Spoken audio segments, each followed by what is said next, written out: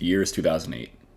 Call of Duty as a franchise is releasing a new game, a follow-up to the widely successful Call of Duty 4 Modern Warfare. The game is widely anticipated and expected to be relatively similar to the previous installment, and for the most part it was. The campaign was well crafted, and the multiplayer experience was comparable to Modern Warfare. But one small addition became the catalyst for something entirely new. A small arcade game mode, something so innocuous and simple, ended up morphing into one of the largest selling points of one of the largest running and commercially successful video game series. This game mode was called Zombies. The initial game mode contained one small map, Nocturne Toten. The player fought infinite rounds of the undead until they died, each round progressing in difficulty. Killing zombies and rebuilding barriers gave the player currency, which could be used to purchase new weapons, ammo, and new areas of the map. However, as the game continued to add new maps to Nazi zombies, the environments became more elaborate and more varied. Most importantly for the crux of this video, the Zombies game mode developed a narrative, which sought to expand and explain the ever-evolving universe over the course of each subsequent game. H. Border Abbott's second chapter of the Cambridge Introduction narrative defines narrative as the representation of an event or series of events. The important distinction to make within this definitional framework of narrative is the event aspect. To borrow his example from later in the text, "My dog has fleas" is a description of my dog, but it is not a narrative because nothing happens. "My dog was bitten by a flea" is a narrative. It tells of an event. The popularity of the game mode and desire to explore the world being created with each new map made the creation of an overall narrative inevitable. What resulted is one of the longest and messiest narratives in all of fiction, expanding and still growing 17 years later. It would be impossible to list every aspect of the narrative, which makes it impossible to follow linearly, but here are some of the most glaring examples. Time travel, eldritch horrors, alternate history, at least 6 different teams of 4 protagonists, Zombies modes made by non-Treyarch studios that are not considered canon, Zombies modes made by non-Treyarch studios that are considered canon, voice actor replacements, retcons, and an entire timeline reset to name a few. The resulting changes were not something on the Treyarch wheel of torture designed to make a Destiny-level complicated timeline, but rather changes made in prior installments to adhere to player experience. Strangely enough, the process of rectifying the narrative issues of the game ended up changing the direction of the player experience as well, turning into something so far removed from World at War that the fan base became an active war zone of debate and criticism. In essence, in an effort to become a more streamlined and linear narrative, the new direction of Call of Duty Zombies has altered many of the game elements which initially drew players to the game mode over a decade ago. Disclaimer: this video is written in a way to be accessible to general audiences, which is why it will present seemingly obvious information to veteran players of the series. This is also an essay about the narrative, and not a summary of said narrative. There are much more qualified people than me who can explain the story of the game, so I have linked them in the description of the video. This then begs the question: what happened? How did changing the implementation of narrative create such a drastic shift in player experience? To begin, let's explore the story world of the newer Call of Duty Zombies games. For the purpose of clarity, this video will be utilizing the Black Ops 6 iteration of the Zombies game mode.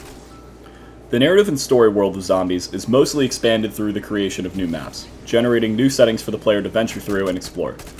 The term story world is being used over the term setting to reflect the H. Porter Abbott definitions of such terms, where he states that a number of scholars have preferred instead to speak of a narrative world or story world that accumulates, growing larger and more complex as we absorb the narrative.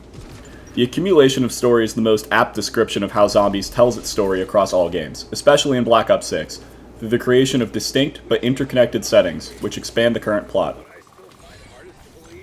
Each map in the game is meant to be both a new way to add player experiences and a way to continue the story, but the incongruence between these two goals creates problems with how the player ends up experiencing the story.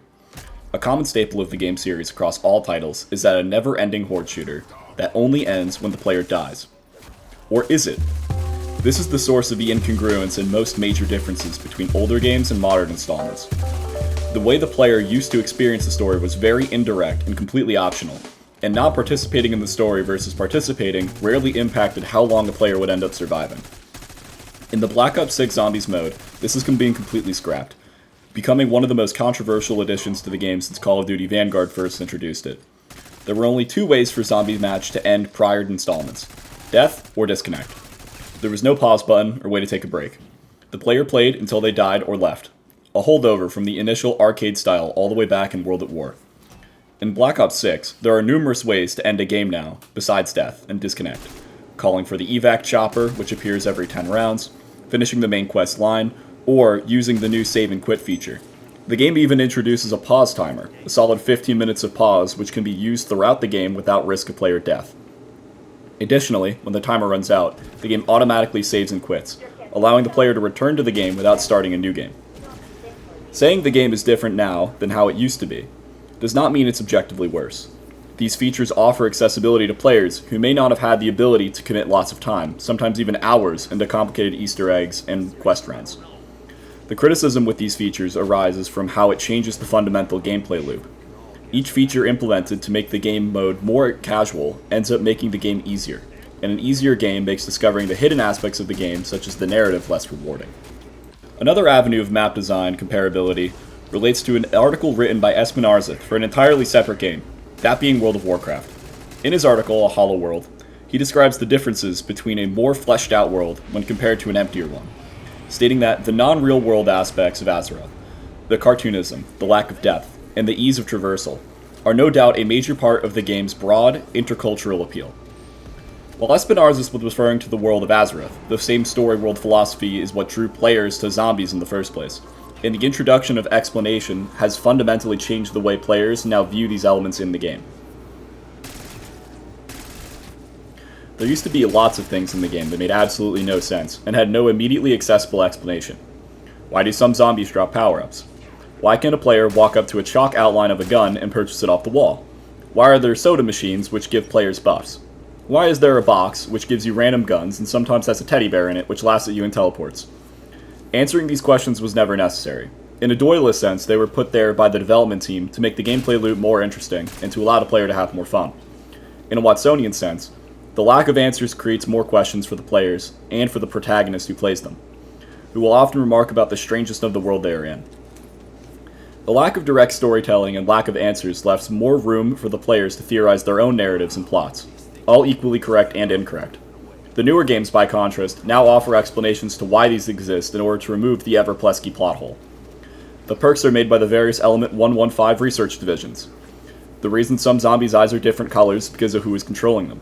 The mystery box and wall buys come from the alternate dimension called the Dark Ether, and the teddy bear is named Mr. Peaks. Each explanation feels like hand-waving, like the narrative did not trust their audience to believe a story if every element of said story was not properly explained with sufficient backstory and perfectly connecting to prior events. Black Ops 6 is another victim of the unhollow world, where everything feels very lived in and experienced, but not experienced by the player. Instead of being an arcade mode with a loose gameplay loop and multiple ways of playing, it now feels like an endless version of a campaign mission. Returning to Espen Arzeth's article, he describes a hollow world like Azeroth as being a world in the theme park or zoo sense, a conglomerate or parkland quilt of connected playgrounds built around a common theme. Black Ops 6 Zombies is not constructed any more differently in terms of how the maps of the game connect a similar attraction-based replayability, but rather the differences in narrative explanation and safety nets for the player in terms of experiencing the narrative have removed much of the challenge and perceived psychological reward of having accomplished something, replacing it with physical rewards like weapon charms. A final important aspect of the new map design changes in Black Ops 6 is the way in which travel has evolved over time. In Ian Bogost's book, How to Do Things with Video Games, in his chapter on travel, he mentions a metaphor about travel which serves importance into discussing the ways travel impacts the player's experience of the narrative. He uses the introduction of the railroad and its impact on travel as the basis for his statements on travel in video games, where he states that, by removing the majority of time from a journey, the railroad also removed much of the experience of the space traversed. Even though travelers covered the same distance, the new speed by which one would pass that expanse made it impossible to experience space in the same way. The same principles on travel are on full display in Black Ops 6 Zombies, where 4 maps contain fast travel options and 1 map even has a vehicle system. With the exception of said vehicle system on the map Terminus, the fast travel options are only unlocked through actions within the game and through purchasing each option with Essence, the in-game currency gathered from killing zombies. But the most important discussion of fast travel involves the shifting philosophy of narrative delivery. Gone are the days of the story being delivered through sparse and indirect environmental interactions, something that can only be experienced by slowly traversing across a condensed and claustrophobic hellscape. Modern Zombies now tells its story more directly, relying less on environmental hints and clues, and instead forcing the player to travel quickly from place to place to complete a quest. The departure from indirect storytelling to a more streamlined narrative was not a rapid decision, but actually an extremely gradual process which arose from the community desire for more story quest Easter eggs. An Easter egg, as defined by Ian Bogost, is a hidden message in media of all sorts, from movies to games. The types of Easter eggs which Bogost describes in his chapter on pranks are not exactly the kinds of Easter eggs which exist in Zombies, especially in modern installments of the game mode. For the longest time, the way to discover story elements directly was by completing some very specific and undirected steps within a map to uncover new steps, eventually leading to something. The something has varied from boss fights, cutscenes, to unlocking a golden spork shiv which took over 2 hours to make.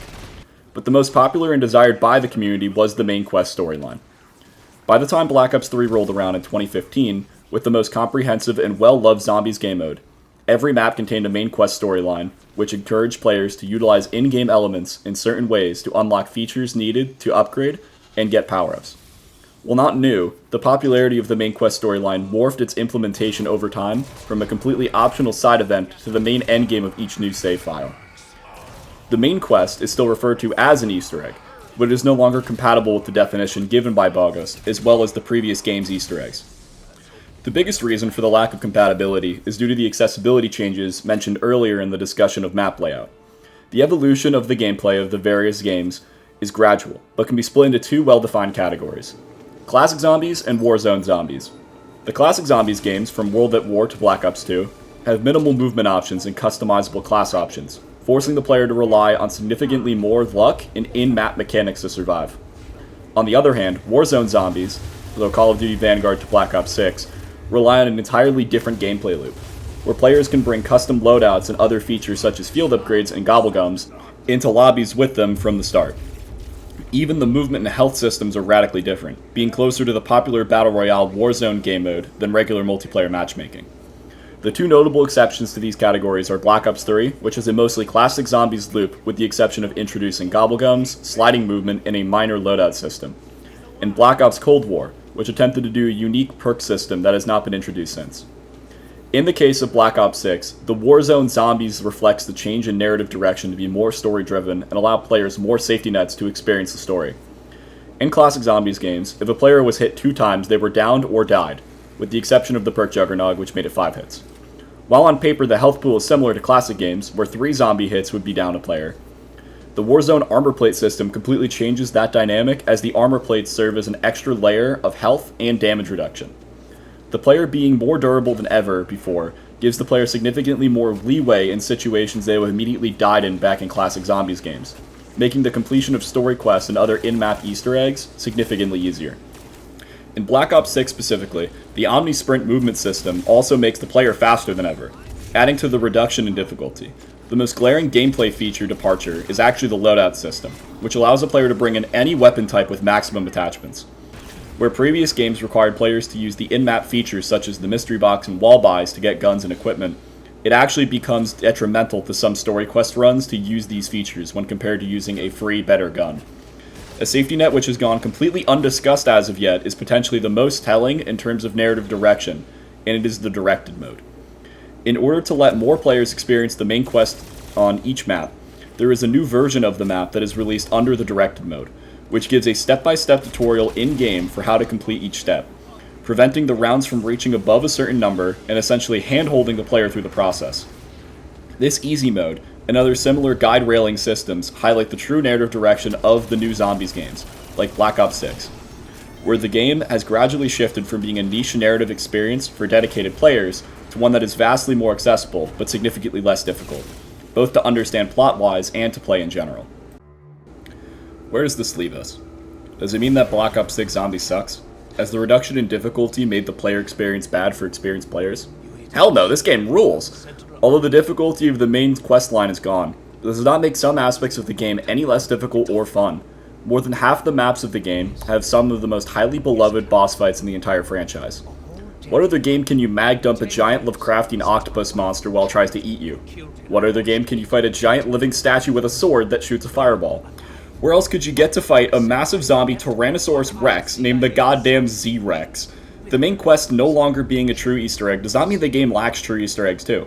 For example, there is an Easter egg on the map Citadel des Morts, where the player collects glass bottles and brings them to the bar, serves zombies drinks in a bartender minigame, and then gets a free perk which would otherwise not be accessible until round 25. Also on that same map, the player can punch a glass case to grab a wheel of cheese, crouch in certain gaps to find hidden mice, and then bring the cheese to a plate in order to get in-map rewards and a golden crown. Some people will claim the game is objectively worse, but the term people are looking for and cannot grapple with is objectively different. The story is actually for the better, and is much more coherent compared to what it used to be, now that the story enhances the gameplay instead of having the gameplay enhance the story. The game is easier now, but that does not make it worse either. Black Ops 6 is one of the best zombies games in the entire series through its well-designed maps, mostly well-constructed story, and by giving the player more creative freedom in terms of what they can bring into the game with them. Call of Duty, despite being touted as a rehashed and regurgitated series in terms of multiplayer matchmaking, for good reason, still changes according to the desire of the larger player base. And this is extremely evident in the gradual evolution of the Zombies game mode. Many of the storytelling elements which initially drew players to the Zombies game mode back in the World at War days have changed drastically, but so have many other things in the last 17 years. And something changing does not mean it has gotten worse. Something changing means it has gotten different. Thank you for watching. All text sources are properly cited in the description, as well as links to the audio featured throughout the video. There is a possibility I will upload more content like this in the future, so if you're interested, please feel free to subscribe to the channel.